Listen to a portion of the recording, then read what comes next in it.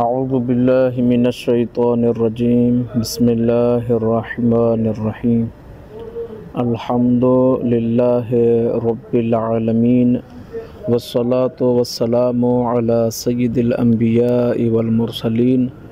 وعلی آلہ الطیبین الطاہرین المعصومین اما بعد بسم اللہ الرحمن الرحیم۔ جیسا کہ آپ تمام ناظرین کے محضر میں ہم جدید فقہی مسائل کے عنوان سے مسائل کو عرض کرتے ہیں، اور ہم نے باب پانی میں آپ ناظرین کے محضر میں مضاف پانی اور مطلق پانی کا فرق بیان کیا۔ پھر مطلق پانی کی اقسام کو ہم نے بیان کیا، جس میں قرقہ پانی تھا، قلیل پانی تھا، جاری پانی تھا، بارش کا پانی تھا، اور آج جو آخری قسم ہے مطلق پانی کی وہ ہے کنویں کا پانی۔ آج مختصر نشست ہوگی، اور انشاءاللہ جو آج کے بعد والا درس آئے گا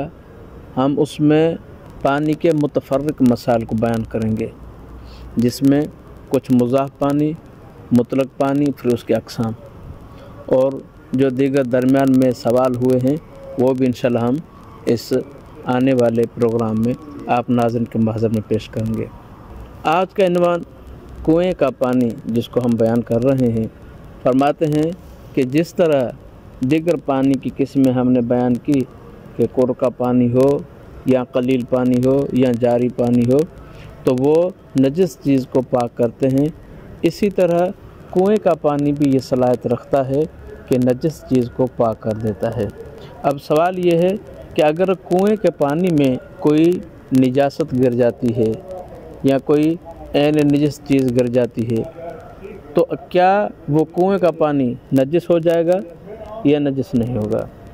فرماتے ہیں کہ اگر کوئی نجاست کنویں میں گر جائے تو اس میں دو صورتیں ہو سکتی ہیں، یا کنویں کا پانی قرب پانی ہوگا یا قلیل پانی ہوگا۔ اگر کنویں کا پانی قرب پانی ہو، نجاست گرنے سے یا کسی عین نجس کے گرنے سے تب تک نجس نہیں ہوگا جب تک اس کنویں کے پانی کا رنگ، بو یا ذائقہ تبدیل ہو جائے۔ اگر یہ تبدیلی ہوتی ہے تو وہ پانی نجس ہو جائے گا، اگر یہ تبدیلی واقع نہیں ہوتی تو وہ پانی پاک رہے گا۔ فرماتے ہیں کہ اگر کوئی نجاست کنویں میں گرتی ہے جس کی وجہ سے کنویں کے پانی کا رنگ، بو اور ذائقہ تبدیل ہو جاتا ہے، یقیناً وہ پانی نجس ہو جائے گا۔ تو اس پانی کو پاک کیسے کیا جا سکتا ہے، وہ پانی پاک کیسے ہوگا؟ تو فرماتے ہیں یہ جو کنویں میں مخصوص تبدیلی آئی ہے، جیسے ہی یہ تبدیلی ختم ہو جائے گی تو کنویں کا پانی پاک ہو جائے گا۔ البتہ بنا بر احتیاط تبدیلی کنویں کے پانی سے مخلوط ہونے کی وجہ سے ختم ہو رہی ہو،